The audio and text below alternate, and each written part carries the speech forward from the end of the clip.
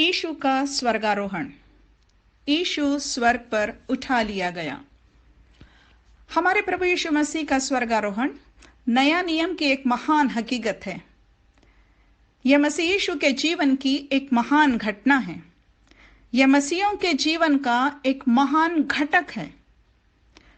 हम जब तक मसीह यीशु के स्वर्गारोहण की सच्चाई और उसके प्रभाव और परिणामों को नहीं समझ लेते, तब तक हम मसीह यीशु के संपूर्ण व्यक्तित्व को नहीं समझ पाएंगे और मसीह यीशु के बारे में अपना व्यक्तिगत दृष्टिकोण पूर्ण और सही नहीं बना पाएंगे।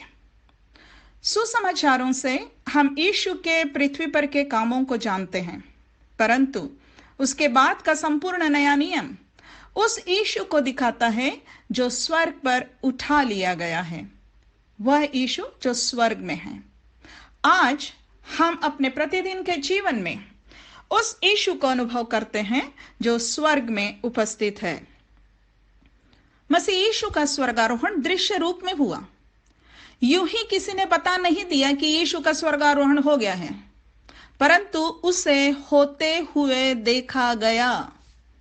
और जैसे लूका रचित सुसमाचार के पहले अध्याय के 3 वचन में लेखक लूका लिखता है कि उसने यीशु के जीवन की उन सब बातों का संपूर्ण हाल ठीक जांच करके लिखा है, तो उसी लूका ने जब प्रेरितों के काम को लिखा तो वहां उसने यीशु के स्वर्गारोहण के बारे में भी जो लिखा है वह निश्चय ही उसने ठीक जांच करके लिखा है।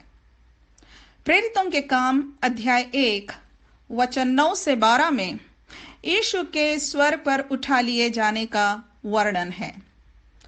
इस वर्णन में यीशु के स्वर्गारोहण के संबंध में 3 अलग अलग ग्रीक शब्दों का उपयोग हुआ है। वचन 9 में जो शब्द है उसका इंग्लिश में अर्थ टेकन अप होता है, अर्थात ऊपर उठा लिया गया। वचन 10 में जो ग्रीक शब्द है उसका अर्थ होता है वेंट अप, अर्थात ऊपर गया।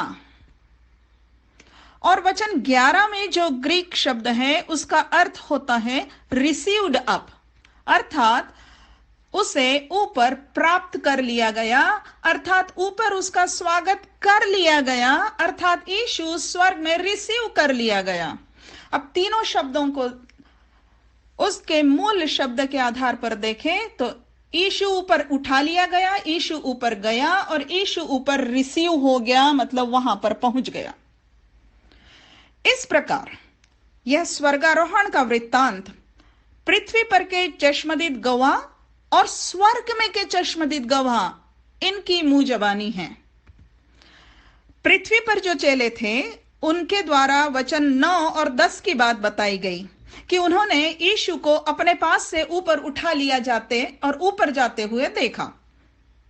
और वचन 11 में की बात स्वर्ग में से 2 स्वर्गदूतों ने आकर बताई कि वह यीशु ऊपर रिसीव कर लिया गया है, ऊपर पहुंच गया है।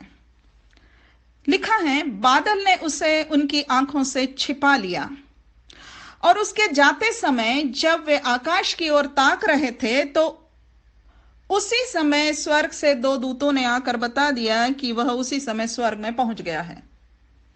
स्वर्ग मात्र कल्पना नहीं है, स्वर्ग वास्तविक स्थान है, स्वर्ग परमेश्वर का स्थान है। इब्रानियों 4:14 में कहा है यीशु जो स्वर्गों से होकर गया है। अद्भुत और आश्चर्य की और विलक्षण घटना है यीशु का स्वर्गारोहण। बाइबल के एक शब्दकोश में कहा गया है कि निश्चय ही जब यीशु स्वर्ग में पहुंचने वाला होगा तो स्वर्ग की सारी सेना ने भजन संहिता 24 में के पदों का गीत गाया होगा। भजन संहिता 24, हे फाटकों अपने सिर ऊंचे करो, हे सनातन के द्वारों ऊंचे हो जाओ, क्योंकि प्रतापी राजा प्रवेश करेगा। हे फाटकों अपने सिर ऊंचे करो, हे सनातन के द्वारों तुम भी खुल जाओ, क्योंकि प्रतापी राजा प्रवेश करेगा। 1 तीमुथियुस 3:16 में कहा गया है, वह महिमा में ऊपर उठाया गया। और इब्रानियों 1:3 में कहा गया है कि वह पापों को धोकर, अर्थात हमारे पापों को धोकर, हमारे पापों से हमें उद्धार मिलने के लिए, हमारे पापों को धो डालने के लिए जो उसने क्रूस पर महान बलिदान कर दिया, उसको करने के बाद जब वो ऊंचे स्थानों पर महिमा महीन के दाहिने जा बैठा, तो वह हमारे उद्धार के कार्य को संपन्न करने वाला प्रतापी राजा ठहरा है। और जैसे कि हम इब्रानियों 2:9 में पढ़ते हैं कि अब हम यीशु को मृत्यु का दुख उठाने के कारण महिमा और आदर का मुकुट पहने हुए देखते हैं, तो ये बात प्रमाणित होती है कि यीशु जो महिमा में उठा लिया गया, यीशु जो महिमा में उठा लिया गया, उसके वहां जाने पर उसे उस कार्य के लिए जो उसने हमारे उद्धार के लिए किया, उसको और भी अधिक महिमा और आदर का मुकुट दिया गया है। यूहन्ना 17:5 के अनुसार हम जानते हैं कि जगत की उत्पत्ति के पहले से ही यीशु की महिमा थी। यीशु की महिमा परमेश्वर पिता के साथ थी। तथापि यीशु ने इस पृथ्वी पर देह धारण करके आने में अपनी उस महिमा को त्याग दिया था। लेकिन अब जब वो स्वर्ग में उठा लिया गया, तो पुनः महिमा को पा लेना उसके उस बलिदान के कार्य का समापन ठहरा, जिस कार्य को करने वो इस पृथ्वी पर देह धारण करके आया था। अब स्वर्ग में उठा लिए जाने के बाद, अब जब वो महिमा और आदर का मुकुट पहने हुए हैं, तो अब उसके सिर पर कांटों का ताज नहीं है। अब वह महिमा और आदर का मुकुट पहने हुए हैं। तो ध्यान दें, जबकि यीशु का इस पृथ्वी पर देह धारण होकर आना, उसका अपने आप को शून्य कर देना है, परंतु उसका स्वर्गारोहण, उसका स्वर्ग पर उठा लिया जाना, उसे सर्वोच्च शिरोमणि किया जाना है।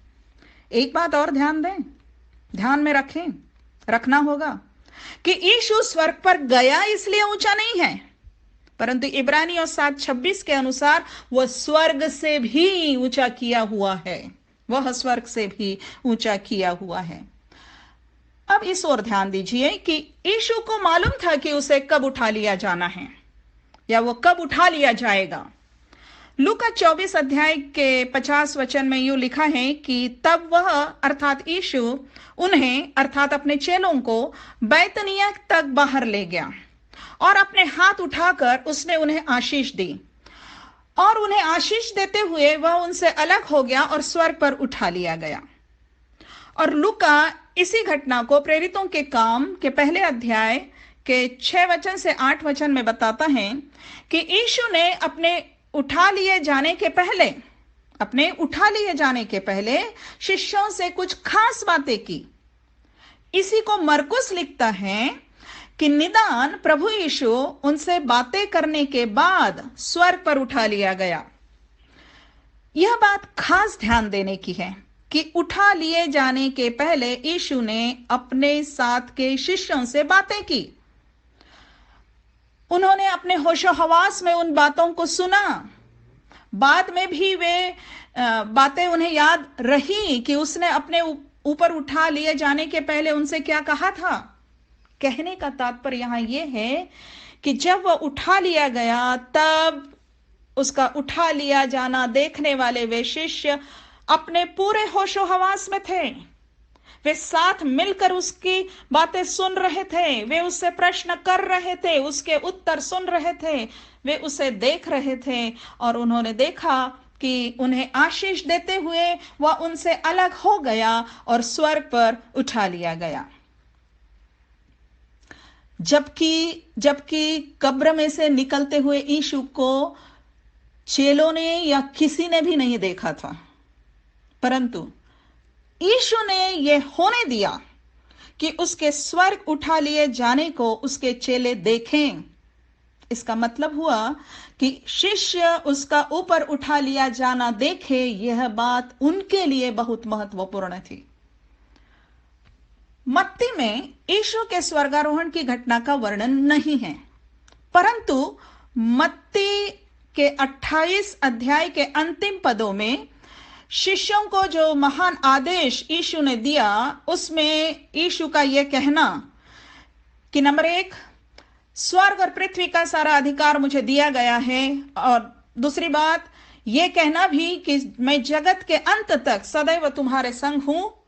ये दोनों प्रतिज्ञाएं तो इसी कारण से सत्य होती है क्योंकि यीशु स्वर्ग पर उठा लिया गया है। यीशु स्वर्ग में है, इसी कारण आज भी उसके ये दोनों दावे, उसके ये दोनों वायदे सच हैं और हमारे लिए आज भी पूरे होते हैं। यूहन्ना रचित सुसमाचार में भी यीशु के स्वर्गारोहण का वृत्तांत नहीं लिखा है, परंतु यूहन्ना में कुछ और ही खास बातें मिलती है इस संबंध में। यूहन्ना में यीशु अपने स्वर्ग उठा लिए जाने को अपने पिता के पास जाना कहता है। यूहन्ना में यीशु अपने स्वर्ग उठा लिए जाने को अपने पिता के पास जाना कहता है। यूहन्ना में 7-8 बार हम इस बात को पढ़ते हैं कि यीशु ने अपने मृत्यु के पहले ही अपने स्वर्ग वापस ऊपर पिता के पास जाने की बात को कहा था। आइए देखें उन पदों को। 7:33, मैं अपने भेजने वाले के पास चला जाऊंगा। 14:28, मैं पिता के पास जाता हूं। 16:5, मैं अपने भेजने वाले के पास जाता हूं। 16:10, मैं पिता के पास जाता हूं। 16:28, मैं पिता से निकलकर जगत में आया हूं, फिर जगत छोड़कर पिता के पास जाता हूं। यूहन्ना 17 के 11वां वचन में अपनी महायाजकीय प्रार्थना करते समय यीशु ने पिता से कहा है, मैं तेरे पास आता हूं।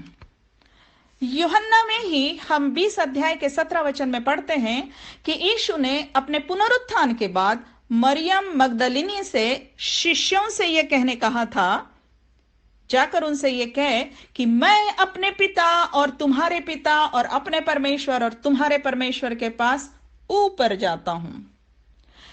ये हवाले, यूहन्ना के ये पद दिखाते हैं कि अपने स्वर्गारोहण की घटना निरंतर यीशु के दृष्टि में थी और वह निरंतर इस इंतजार में था कि मैं पिता के पास वापस जाऊंगा, मैं स्वर्ग वापस जाऊंगा। यूहन्ना 13 के 33 में तो यीशु कहता है कि उसने यहूदियों से भी कह दिया था कि जहां मैं जाता हूं वहां तुम नहीं आ सकते, और उसके ऐसे कहने में उसके दिमाग में वापस स्वर्ग परमेश्वर पिता के पास जाने की ही बात थी। और देखिए मत्ती में, देखिए मत्ती 26 के 64 में तो लिखा है कि यीशु ने महासभा के सम्मुख महायाजक के सामने कह दिया था, मैं तुमसे ये भी कहता हूं कि अब से तुम मनुष्य के पुत्र को सर्वशक्तिमान की दाहिनी ओर बैठे और आकाश के बादलों पर आते देखोगे। इस प्रकार यीशु ने पहले ही से कह दिया था कि वह स्वर्ग पर उठा लिया जाएगा, वह अपने पिता परमेश्वर के पास जाएगा और परमेश्वर के दाहिनी ओर जा बैठेगा, और फिर किसी दिन उसी स्वर्ग से आकाश के बादलों पर वापस आएगा। यीशु के स्वर्ग पर पहुंच जाने की खबर लाने वाले वो दो स्वर्गदूतों ने भी चेलों से यही कहा था। स्वर्गदूतों ने आकर ऊपर ताकते हुए जो चेले खड़े थे उनसे कहा, यही यीशु जो तुम्हारे पास से स्वर्ग पर उठा लिया गया है, जिस रीति से तुमने उसे स्वर्ग को जाते देखा है उसी रीति से वो फिर आएगा। इस प्रकार यीशु के स्वर्गारोहण में ही उसके स्वर्ग से वापस आने का दावा है, और उस दावे की सच्चाई है, और उस वायदे की सच्चाई है। उसके स्वर्ग से आने का वायदा सच है क्योंकि वह स्वर्ग पर उठा लिया गया, ये बात सच है। ध्यान दीजिए, खास ध्यान दीजिए इन शब्दों की ओर कि बाइबल में जो लिखा है प्रेरित के काम के वृत्तांत में, स्वर्गारोहण के वृत्तांत में, कि यीशु स्वर्ग पर उठा लिया गया। तो इससे पता पड़ता है कि कोई था जिसने उसे उठा लिया, या उसके ऊपर जाने में कोई सक्रिय था। और हम निसंदेह यह कह सकते हैं कि वह परमेश्वर पिता ही था जिसने उसे स्वर्ग पर उठा लिया, अपने पास उठा लिया। यह परमेश्वर पिता की योजना थी, यह परमेश्वर पिता का कार्य था, यह परमेश्वर पिता की ओर से किया गया कि यीशु स्वर्ग पर उठा लिया गया। और हम वचन में पढ़ते हैं, यीशु के स्वर्ग पर उठा लिए जाने पर परमेश्वर पिता ने उससे कहा, तू मेरे दाहिने बैठ, जब तक कि मैं तेरे बैरियों को तेरे पांवों की नीचे की पीढ़ी ना कर दूं। और प्रियो ध्यान से देखें, और परमेश्वर पिता के द्वारा यीशु को यह सर्वोच्च पद दिया जाना भजन संहिता 110 इसके पहले पद की भविष्यवाणी का पूरा होना है। भजन संहिता 110 एक वचन, जहां लिखा है, मेरे प्रभु से यहोवा की यह वाणी है कि तू मेरे दाहिने हाथ बैठ, जब तक मैं तेरे शत्रुओं को तेरे चरणों की चौकी ना कर दूं। यहां हम देखते हैं कि परमेश्वर पिता अपने पुत्र यीशु को अपने दाहिने हाथ पर बैठाने के द्वारा 4 बातें कर रहा है। नंबर 1, उसे अपने बराबर ईश्वरीय आदर तथा अधिकार का सर्वोच्च पद देता है। दूसरी बात, यह स्थान यीशु को उसकी ईश्वरीय महिमा के उचित पद में दर्शाता है। नंबर 3, यह स्थान उसे मतलब यीशु को सब अधिकारों और प्रधानताओं के ऊपर सर्वोच्च आधिपत्य दिलाता है। और नंबर 4, यह स्थान यीशु को त्रिएकता में प्राप्त ईश्वरत्व का प्रमाण है।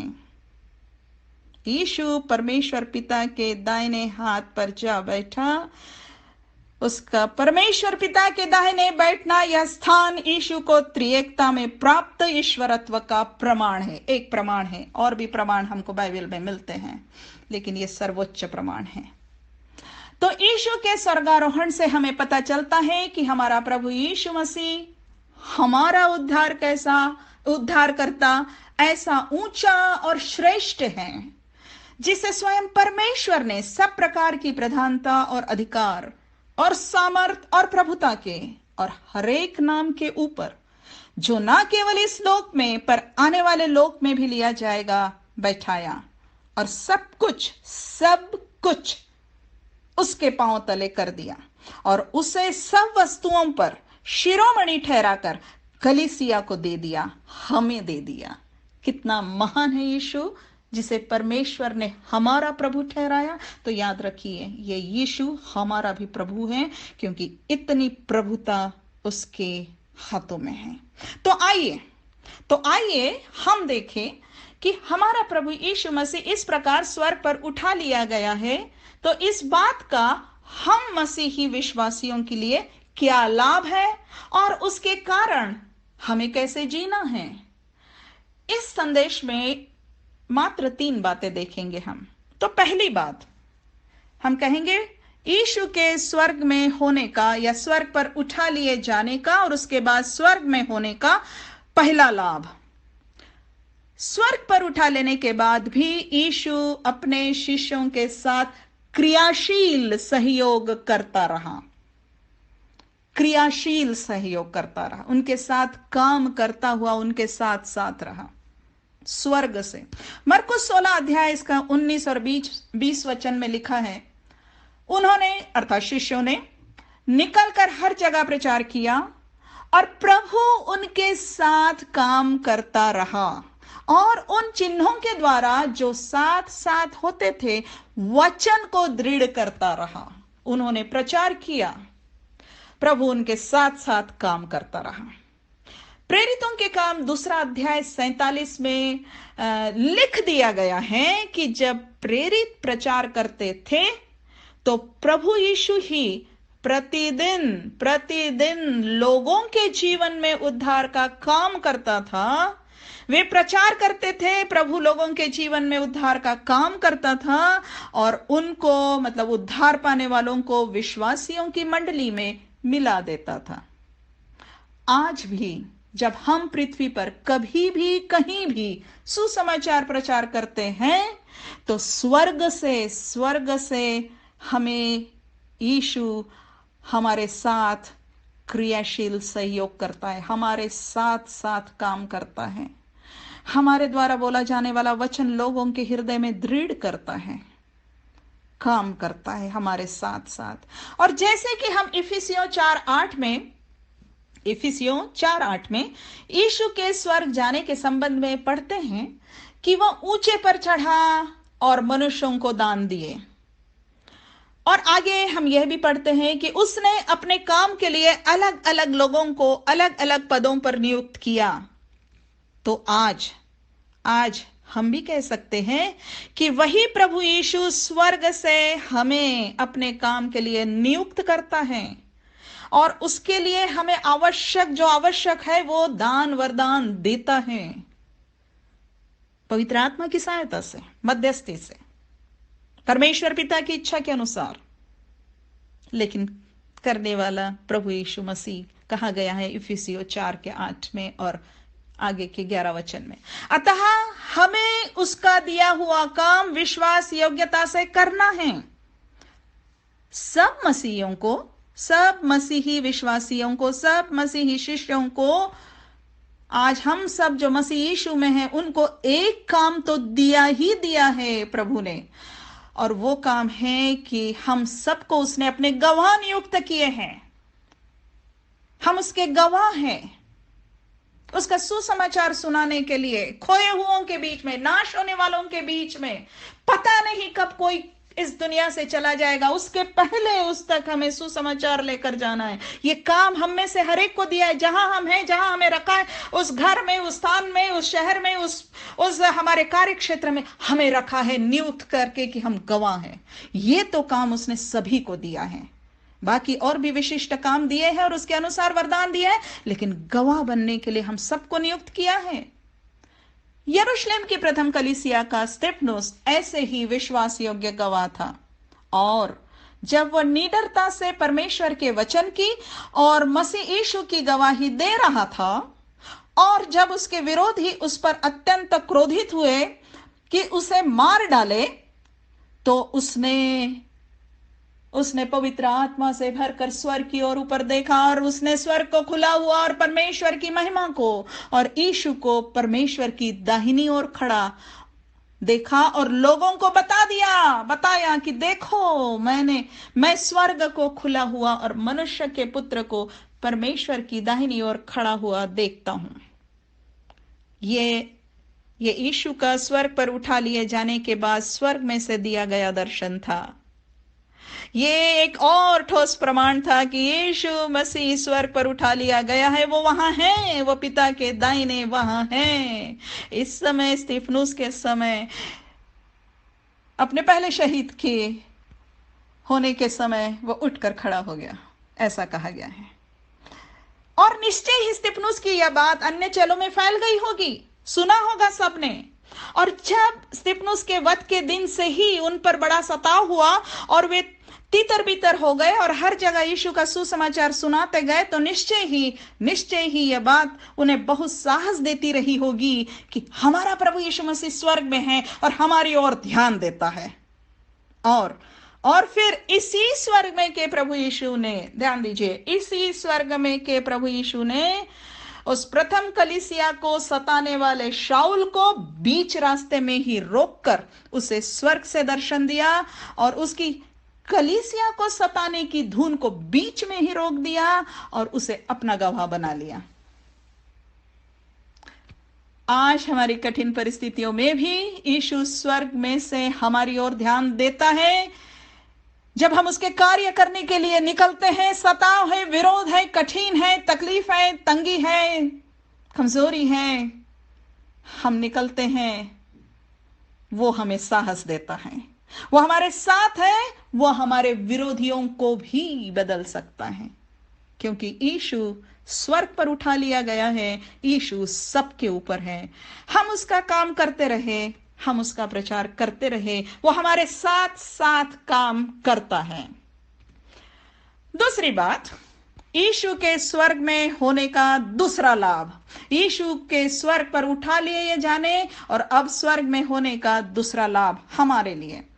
इब्रानियों अध्याय 6 19 और 20 के अनुसार, इसलिए कि हमारा प्रभु यीशु हमारे लिए अगुआ के रूप में स्वर्ग में भीतर परमेश्वर के पास पहुंचा हुआ है, और इसलिए कि हमारी आशा जो उस यीशु में है, वो आशा हमारे प्राण के लिए ऐसा लंगर है जो स्थिर और दृढ़ है।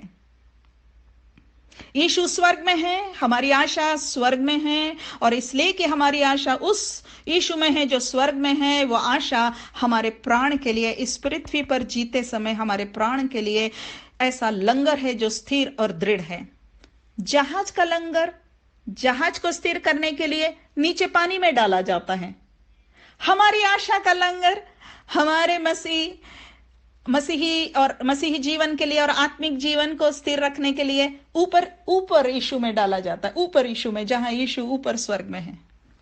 अर्थात हमारे जीवन में यहां पृथ्वी पर फिर जो भी उथल पुथल हो, जो भी आंधियां आए, दुखों की बाढ़ आए, जैसे भी लहरें हो, समस्याओं की हवाएं चले और हमारी जिंदगी से टकराएं, हमारी आशा तो ऊपर स्वर्ग में यीशु में है।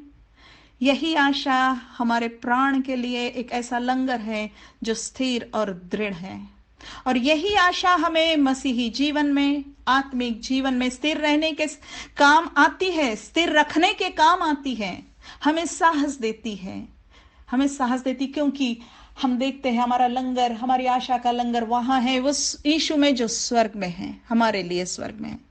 भजन संहिता 73 का 25 वचन, इसमें पुराने नियम के समय के भक्त ने कहा था, परमेश्वर से कहा था, स्वर्ग में मेरा और कौन है? तेरे संग रहते हुए मैं पृथ्वी पर और कुछ नहीं चाहता।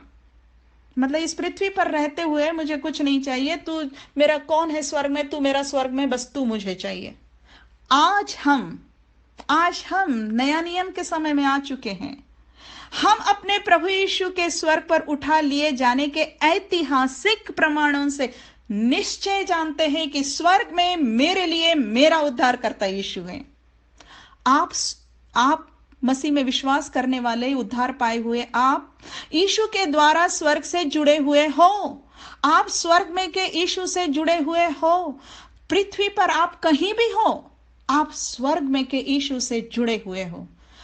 आप अकेलेपन के सन्नाटे में से भी यीशु से जुड़े हुए हो। आप मृत्यु शैया से भी स्वर्ग में के यीशु से जुड़े हुए हो। आपके लिए और मेरे लिए स्वर्ग में यीशु है, और यही बस चाहिए है हमें इस पृथ्वी पर जीते हुए कि स्वर्ग में मेरे लिए मेरा यीशु है, क्योंकि यीशु वास्तव में स्वर्ग पर उठा लिया गया है। और यह बात हमें परमेश्वर की इच्छा के अनुसार उत्पन्न अपने जीवन की हर परिस्थिति में हमें साहस देती है, हमें स्थिर रखती है, मसीह में और मसीह के लिए जीने में प्रोत्साहन देती है। तीसरी बात, यीशु के स्वर्ग में होने का तीसरा लाभ, फिलिपियों 3:20 के अनुसार हम कह सकते हैं कि हमारा उद्धारकर्ता प्रभु यीशु मसीह स्वर्ग में है, इसीलिए स्वर्ग हमारा स्वदेश है। फिर से कहूंगी, हमारा उद्धारकर्ता प्रभु यीशु मसीह स्वर्ग में है, इसीलिए स्वर्ग हमारा स्वदेश है, वरना स्वर्ग किसी का स्वदेश नहीं हो सकता। हमारा उद्धारकर्ता, हमने उससे उद्धार पाया है, हमारा उद्धारकर्ता प्रभु यीशु मसीह स्वर्ग में है, इसीलिए स्वर्ग हमारा स्वदेश है। बात साफ है, यीशु तो स्वर्ग में है क्योंकि वह स्वर्ग पर उठा लिया गया है। अब हम में से जितनों का ये वह व्यक्तिगत उद्धार करता है, हम सब के लिए स्वर्ग हमारा स्वदेश है। यीशु वहां से आएगा और हमें अपने संग ले जाएगा, जैसा कि उसका वायदा है, ताकि जैसा उसने कहा है वैसे जहां वो है वहां हम भी रहे। वो हमारे लिए जगह तैयार करने गया है कि पुनः आकर हमें वहां ले जाए, अपने पिता के घर में, स्वर्ग में। अब ये बात हमसे कुछ मांग करती है, ये बात हमसे कुछ मांग करती है। ये बात कि हमारा स्वदेश स्वर्ग है, स्वर्ग हमारा स्वदेश है, हमारा यीशु स्वर्ग में है, ये बात हमसे महत्वपूर्ण डिमांड करती है, कुछ मांगती है। कुलुस्सियों अध्याय 3 के पहले वचनों के अनुसार हमसे कहा गया है कि स्वर्गीय वस्तुओं की खोज में रहो, जहां मसीह वर्तमान है और परमेश्वर की दाहिनी ओर बैठा है। पृथ्वी पर की नहीं, परंतु स्वर्गीय वस्तुओं पर ध्यान लगाओ, अर्थात आत्मिक बातों पर मन लगाओ, आत्मिक वृद्धि पर मन लगाओ। जो बातें यीशु में बनाए रखेंगी उन बातों पर मन लगाओ। यदि हम पृथ्वी पर की बातों के आकर्षण में उलझ कर रह जाएंगे तो स्वर्ग के लिए तैयार नहीं हो पाएंगे। तो आओ, जैसे इब्रानियों 12 अध्याय इसके पहले और दूसरे वचन में लिखा है, आओ हम स्वयं हरेक रोकने वाली वस्तु, कौन सी बात हमें रोकती है मसीह की ओर बढ़ने से, स्वर्ग की ओर बढ़ने से, उस हरेक बात को रोकने वाली वस्तु को और हरेक उलझाने वाले पाप को, छोटे बड़े उलझाने वाले पाप को, हमारी आदतों को, हमारी अभिलाषाओं को अपने जीवन से दूर करके उस स्वर्ग की ओर, वो जो दौड़ है हमारी स्वर्ग की ओर की, अपने स्वर्ग स्वदेश स्वर्ग की ओर की, उसमें जिसमें हमें दौड़ना है, धीरज से दौड़े, आत्मिक जीवन की दौड़, आत्मिक पवित्रता की दौड़, यीशु की ओर की दौड़। और हमारे लिए बहुत ही प्रोत्साहन की बात है कि हमारा विश्वास का कर्ता और हमें हमारी दौड़ में सहायता करने के लिए सिद्ध करने वाला यीशु स्वर्ग में है। हम उसकी ओर ताकते रहे का एक अर्थ होगा हम पूर्ण भरोसे से, पूर्ण निश्चय के साथ उसमें बने रहे, दृढ़ रहे, उसकी आज्ञाओं को माने, उसको देखते हुए, उसको वचन में देखते हुए, उसकी ओर नजर लगाते हुए, स्वर्ग में के यीशु पर नजर रखे हुए उसके आज्ञाओं का पालन करें, उसके आदर्श जीवन का पालन करें, उसके समान मृत्यु तक आज्ञाकारी रहे और इस बात से आनंदित रहे कि हम निश्चय ही एक दिन उससे स्वर्ग में ताज पाएंगे। ताज या मुकुट हमें यहां पृथ्वी पर नहीं मिलेगा, यहां नहीं मिलेगा। जैसे यीशु को भी महिमा और आदर का मुकुट, जैसे यीशु को भी महिमा और आदर का मुकुट क्रूस की मृत्यु का दुख उठाने के बाद और जी उठकर फिर स्वर्ग उठा लिए जाने के बाद मिला, उसके वैसे ही उसके पुनः प्रकट होने पर हमें भी मुकुट दिया जाएगा। इस पृथ्वी पर नहीं मिलेगा यह मुकुट, परंतु हमें धर्म का मुकुट दिया जाएगा। उन सबको जो यीशु के स्वर्ग से पुनः प्रकट होने को प्रिय जानते, उन सबको ये धर्म का मुकुट दिया जाएगा। और उसके योग्य जो चाल चलते हैं, उसके वचन के अनुसार उस धर्म की चाल को चलते हैं, उनको ये मुकुट दिया जाएगा। 2 तीमुथियुस अध्याय 4 वचन 8। इसलिए हम ताकते रहे यीशु की ओर, इसलिए हम ताकते रहे यीशु की ओर, उस यीशु की ओर जो स्वर्ग पर उठा लिया गया है। याद रखिए, यदि हमारी नजरें उससे हटी, मतलब हमारा ध्यान का, हमारा जीवन का फोकस उससे हटा, तो जान लो कि जैसे पतरस पानी में डूबने लगा था जब उसने यीशु से दृष्टि हटा ली थी, तो यदि हम स्वर्ग में के यीशु से दृष्टि हटा लेंगे तो हम भी पृथ्वी पर की सांसारिकता में डूबने लगेंगे। सावधान प्रियो, याद रखें कि हम यीशु के हैं और यीशु स्वर्ग में उठा लिया गया है, और इसलिए कि हम यीशु के हो चुके हैं, हमारा जीवन उसी मसीह यीशु के साथ परमेश्वर में छिपा हुआ है। अब हमारा उद्धार पाया हुआ जीवन एक बहुमूल्य हीरे के समान है और वह मसीह में सुरक्षित है। और जब मसीह जो हमारा जीवन है वो स्वर्ग से पुनः प्रकट होगा, तब हम भी उसके साथ महिमा सहित प्रकट किए जाएंगे। यीशु का स्वर्ग उठा लिया जाना हमारे लिए भी महिमा उत्पन्न किए हुए हैं। अतः मैं शांति राउटे आप सबके साथ मिलकर यही कहना चाहूंगी कि हमारा प्रभु यीशु मसीह स्वर्ग में उठा लिया गया है। यह सच्चाई हमें मसीही जीवन में उत्तेजित बनाए रखे, एक्साइटेड बनाए रखे, और हमें उसके साथ जुड़े रहने में दृढ़ रखे। और हम में से हर एक जन अपने स्वयं के लिए ये कहे कि जो स्वर्ग में है उस प्रभु यीशु मसीह की धुन मुझे खा जाएगी। जो स्वर्ग में है उस प्रभु यीशु मसीह की धुन मुझे खा जाएगी। अब समझ में आता है कि पौलुस कितनी धुन से कहता होगा कि मेरे लिए जीवित रहना मसीह है, वह उस मसीह के लिए जीवन जीता था जो स्वर्ग में है। आज हमें भी अपने उस महिमामय प्रभु यीशु मसीह के लिए जीवन जीना है जो स्वर्ग में है, क्योंकि यीशु स्वर्ग पर उठा लिया गया है। यीशु स्वर्ग में है, उसी अपने प्रभु यीशु मसीह के लिए हमें जीना है। हमारा त्रिएक परमेश्वर हमारी सहायता करें। मसीह यीशु के नाम से आमीन।